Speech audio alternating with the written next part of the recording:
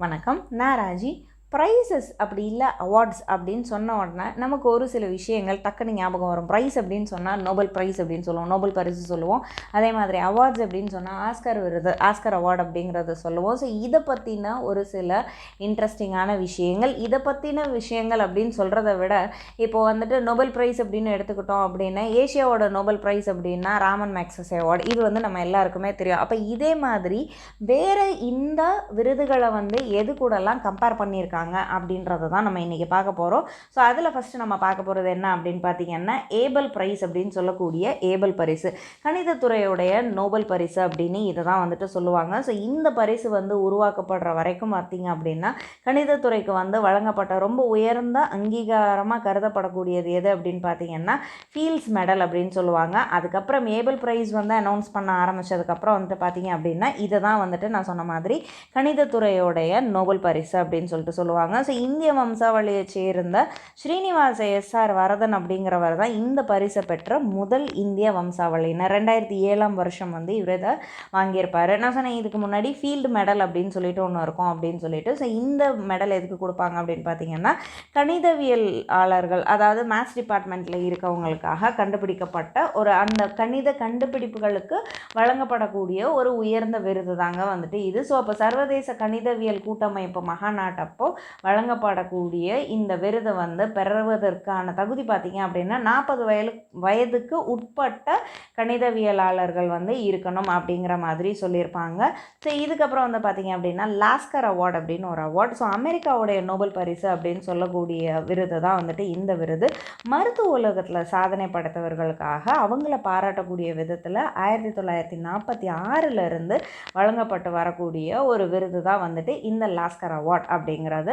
அதுக்கடுத்து during award அப்படின்னு சொல்லுவாங்க. So association for computing machinery அப்படின்னு சொல்லக்கூடிய ஒரு அமைப்பால் எல்லா வருஷமும் வழங்கக்கூடிய ஒரு விருது. So highest distinction in computer science. So computer துறையில் வந்து நோபல் பரிசு அப்படின்னா இதை தான் வந்து சொல்லுவாங்க. ஸோ பிரிட்டிஷ் விஞ்ஞானி ஆலன் மேத்திசன் டியூரிங் அப்படிங்கிறவருடைய பேரில் வந்து வழங்கக்கூடிய ஒரு விருது தான் வந்துட்டு இந்த விருது. அதுக்கடுத்து பார்த்தீங்க அப்படின்னா உல்ஃப் பரிசு அப்படின்னு சொல்லக்கூடியது. ஸோ இது வந்து உல்ஃப் அறக்கட்டளை அப்படின்னு சொல்லிட்டு ஒரு அறக்கட்டளை வந்து 1978 வந்து கொடுத்துட்ருப்பாங்க. இதை வந்து என்ன சொல்லுவாங்கன்னு பார்த்தீங்கன்னா இஸ்ரேலின் நோபல் பரிசு அப்படின்னு சொல்லுவாங்க. ஸோ விவசாயம், வேதியியல், கணிதம், மருத்துவம், இயற்பியல் கலை இந்த மாதிரி நிறைய துறைகளுக்கு வந்து வழங்கக்கூடிய பரிசாக வந்து இந்த உல்ஃப் ப்ரைஸ் அப்படிங்கிறது இருக்குது. ஸோ அதே மாதிரி வந்துட்டு பார்த்தீங்க அப்படின்னா இயற்பியல்லையும் வேதியியல்லையும், அதாவது ஃபிசிக்ஸ் அண்ட் கெமிஸ்ட்ரியில் நோபல் ப்ரைஸ்க்கு அடுத்து ரொம்ப உயரிய விருதாக கருதப்படுறது வந்து எது அப்படின்னு பார்த்தீங்கன்னா இந்த உல்ஃப் ப்ரைஸ் தான். இதுக்கப்புறம் வந்து வேர்ல்டு ஃபுட் ப்ரைஸ் அப்படின்னு சொல்லுவாங்க, உலக உணவு பரிசு. ஸோ நோபல் பரிசு பெற்ற திரு நார்மன் போர்லாங் அவர்கள் 1986 ஏற்படுத்தினது தான் வந்து இந்த ஒரு பரிசு. உணவுத்துறையில் ரொம்ப மகத்தான சாதனைகளையும் வந்து அதை ஊக்கப்படுத்தும் விதமாகவும் வந்து வழங்கப்படக்கூடிய ஒரு பரிசு தான் வந்து இது. ஸோ உலக உணவு தினம் அப்படின்னு சொல்லக்கூடிய அக்டோபர் 16 வந்து இந்த பரிசு வந்து வழங்கப்படும். இதை முதல்ல வாங்கின இந்தியர் யார் அப்படின்னு பார்த்தீங்கன்னா இந்திய விவசாய புரட்சியோடைய தந்தை அப்படின்னு நம்ம சொல்லக்கூடிய திரு MS சுவாமிநாதன் அவர்கள் 1987 வந்துட்டு வாங்கியிருப்பாங்க. அதுக்கப்புறம் திரைப்படம் அல்லது பொழுதுபோக்கு சம்மந்தப்பட்டதில் பார்த்தீங்க அப்படின்னா பாஃப்டா அப்படின்னு ஒரு அவார்டு கொடுப்பாங்க. ஸோ அமெரிக்காவுடைய ஆஸ்கருக்கு இணையான பிரிட்டிஷ் விருது எது அப்படின்னு பார்த்தீங்கன்னா இந்த பாஃப்டா தாங்க. So British academy of film and television art இவங்க கொடுக்கறது தான் இந்த பாஃப்டா அப்படிங்கிற ஒரு விருது. ஸோ பாஃப்டா விருது பெற்ற முதல் இந்தியர் யார் அப்படின்னு பார்த்தீங்கன்னா ஸ்லம்டாக் மில்லியனருக்காக பெஸ்ட் சவுண்ட் எடிட்டிங்காக வந்து ரசூல் பூக்குட்டிக்காகவும் AR ரஹ்மானுக்காகவும், ஸோ பெஸ்ட் மியூசிக் ஸ்கோருக்காகவும் வந்துட்டு இது கொடுத்துருப்பாங்க. இதுக்கடுத்து வந்து எமி அவார்ட்ஸ் அப்படின்னு சொல்லிட்டு ஒரு அவார்டு, எமி பரிசு அப்படின்னு சொல்லுவாங்க. ஸோ தொலைக்காட்சி ஆஸ்கர் விருது அப்படின்னு இதை தான் சொல்லுவாங்க. 1949 வழங்கப்படக்கூடிய ஒரு விருது தான் இந்த எமி அவார்டு அப்படிங்கிறது. இதுக்கப்புறம் கோல்டன் குளோப் அவார்டு அப்படிங்கிறது நம்ம எல்லாருக்குமே தெரியும். ஸோ அமெரிக்காவுடைய ஹாலிவுட் ஃபாரின் ப்ரெஸ் அசோசியேஷன் கொடுக்கக்கூடிய ஒரு அவார்டு தான். ஸோ தொலைக்காட்சி துறையில் வந்து சிறப்பாக பங்களிப்பு தரக்கூடியவங்களுக்கு ஆண்டுதோறும் வழங்கக்கூடிய ஒரு பரிசு தான் வந்துட்டு இந்த பரிசு. இதுக்கப்புறம் கிராமி அவார்ட்ஸ், இதுவும் நம்ம கேள்விப்பட்டிருப்போம், கிராமி விருது. ஸோ கிராம்ஃபோன் விருது தான் வந்து கிராமி விருது அப்படின்னு சுருக்கி அழைக்கப்படுது. ஸோ இசையுலகோடைய ஆஸ்கார் அப்படின்னு அழைக்கப்படக்கூடிய விருது எது அப்படின்னு பார்த்தீங்கன்னா இந்த கிராமி அவார்ட்ஸ் தான். ஸோ 1958 வந்து இது நிறுவப்பட்டிருக்கும். ஸோ அமெரிக்காவுடைய national academy of recording arts and science அப்படிங்கிற அமைப்பு தான் வருஷம் இந்த விருதை வந்து வழங்கிட்டு இருக்காங்க. ஸோ இதுக்கப்புறம் வந்து பார்த்தீங்க அப்படின்னா இந்த கிராமி விருதை பெற்ற முதல் இந்திய இசைக்கலைஞர் யார் அப்படின்னு பார்த்தீங்கன்னா பண்டிட் ரவிசங்கர் அவர்கள் 1967 வாங்கியிருப்பார். அதுக்கப்புறம் 2 கிராமி விருதுகளை ஒரு சேர பெற்ற முதல் இந்தியர் யார் அப்படின்னு பார்த்தீங்கன்னா ஏஆர் ரஹ்மான் அவர்கள் தான். ஸ்லம்டாக் மில்லியனருக்காக 2010 வருடம் வந்து இது வாங்கியிருப்பார். அதுக்கப்புறம் வந்துட்டு பார்த்தீங்க அப்படின்னா ஆஸ்கார் வந்து நமக்கு தெரியும், ஆஸ்கார் அவார்ட்ஸை அகாடமி அவார்ட்ஸ், அகாடமி விருது அப்படின்னும் வந்துட்டு சொல்லுவாங்க. ஸோ திரைப்படத்துறையோடைய ரொம்ப உயர்ந்த விருது அப்படின்னு சொல்லக்கூடியது இந்த ஆஸ்கார் அவார்ட்ஸ். ஸோ அமெரிக்காவுடைய academy of motion picture arts and science அப்படிங்கிற அமைப்பு தான் இந்த விருதை வந்து வழங்கிட்டு இருக்காங்க. 1927, 28 வெளிவந்த திரைப்படங்களில் இருந்து ரொம்ப சிறந்ததை தேர்ந்தெடுக்கப்பட்டு 1929 தான் முதலாக வந்து ஆஸ்கர் விருது வந்து கொடுப்பாங்க. ஸோ அந்த அவார்டு இருக்குது இல்லைங்களா, ஸோ அந்த விருது, அந்த ஒரு சிலை இருக்கும் இல்லைங்களா, அதை வடிவமைத்தது யார் அப்படின்னு பார்த்தீங்கன்னா செட்ரிக் கிப்பன்ஸ் அப்படிங்கிறவர் தான் வந்துட்டு இந்த அவார்டை வந்து டிசைன் பண்ணியிருப்பார்.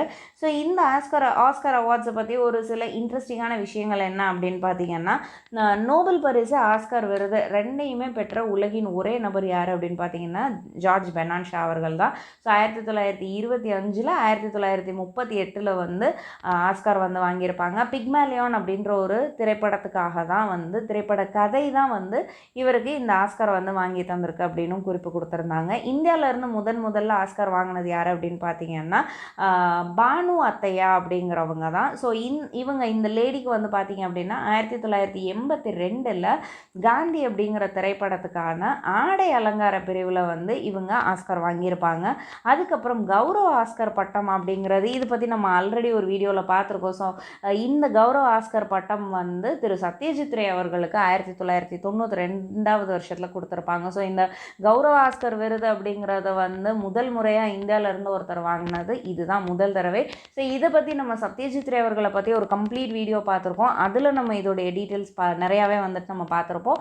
அதுக்கப்புறம் 2 ஆஸ்கர் விருதுகளை வாங்கின இந்தியர் யார் அப்படின்னு பார்த்தீங்கன்னா ஏஆர் ரஹ்மான் அவர்கள். அதுக்கப்புறம் ஆஸ்கர் நாமினேஷன் பெற்ற முதல் இந்திய திரைப்படம் அப்படின்னு சொல்லும்போது மதர் இந்தியா 1958. ஸோ 57 தான் வந்து இதை திரையிட்டிருப்பாங்க. அடுத்த வருஷமே இது வந்து நாமினேட் பண்ணியிருப்பாங்க. அதுக்கப்புறம் இதுவரைக்கும் ஒரு 3 திரைப்படங்கள் தான் வந்து சிறந்த சர்வதேச திரைப்படம் அப்படின்ற பிரிவுக்கு பரிந்துரைக்கப்பட்டுள்ளது அப்படின்னு சொல்லியிருக்காங்க. ஸோ எது அப்படின்னு பார்த்தீங்கன்னா 1957 மதர் இந்தியா, சலாம் பாம்பே அப்படிங்கிறது 1988, அதுக்கப்புறம் லகான் 2001 இந்த வருஷத்தில் வந்துட்டு இருக்கும். ஸோ இதுக்கப்புறம் வந்துட்டு பார்த்தீங்க அப்படின்னா ஆஸ்கர் விருதை கொடுக்கறது யார் அப்படின்னு பார்த்தீங்கன்னா academy of motion picture art and science நான் சொன்னது. ஸோ இந்த அமைப்பு தான் வந்து ஒவ்வொரு வருஷமும் இந்த ஆஸ்கர் விருது அப்படிங்கிறத கொடுத்துட்ருக்காங்க. இதுக்கு அடுத்து போலார் மியூசிக் ப்ரைஸ் அப்படின்னு சொல்லுவாங்க, அதாவது போலார் சங்கீத பரிசு அப்படின்னு சொல்லுவாங்க. இசை உலகத்தோடைய நோபல் பரிசு அப்படின்னு கருதப்படக்கூடியது எது அப்படின்னு பார்த்தீங்கன்னா இந்த போலார் மியூசிக் ப்ரைஸ் தான். ஸோ இது வந்து ஸ்டாக்ஹோம் நகரில், அதாவது ஸ்வீடன் மன்னரால் வழங்கப்படக்கூடிய ஒரு விருது தான் இது. ஸோ இது 1992 கொடுத்துருப்பாங்க.